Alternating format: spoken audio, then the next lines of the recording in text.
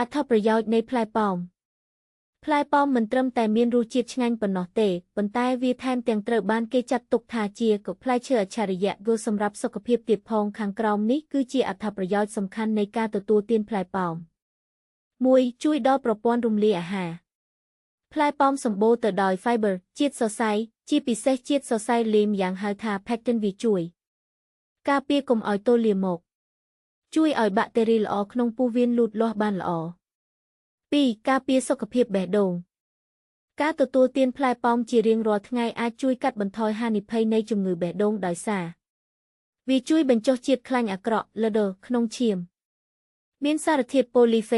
polyphenols ដែលជួយបញ្ចុះសម្ពាធឈាម 3. ជួយសម្រកទម្ងន់ដោយសារផ្លែប៉ោមមានជាតិទឹកនិងជាតិសរសៃខ្ពស់វាធ្វើឲ្យអ្នកមានអារម្មណ៍ថាជក់ឆ្អែតបានយូរនេះជាជម្រើសដ៏ល្អសម្រាប់អ្នកដែលចង់គ្រប់គ្រងទម្ងន់ឬកាត់បន្ថយការញ៉ាំអាហារផ្ដេសផ្ដាស 4. កាត់បន្ថយហានិភ័យជំងឺទឹកនោមផ្អែមការសិក្សាបានបង្ហាញថាអ្នកដែលញ៉ាំផ្លែប៉ោមទៀងទាត់មានហានិភ័យទាបក្នុងការកើតជំងឺទឹកនោមផ្អែមប្រភេទទី2បើធៀបនឹងអ្នកមិនញ៉ាំ 5. ជំនួយដល់ខួរក្បាលនិងស្បែកខួរក្បាលសារធាតុប្រឆាំងអុកស៊ីតកម្មក្នុងផ្លែប៉ោមជួយការពារកោសិកាខួរក្បាលពីការចុះខ្សោយនិងជួយដល់ការចងចាំស្បែកវីតាមីន K នៅក្នុងផ្លែប៉ោមជួយឲ្យស្បែកមានពន្លឺនិងជួយផលិតកូឡាជែន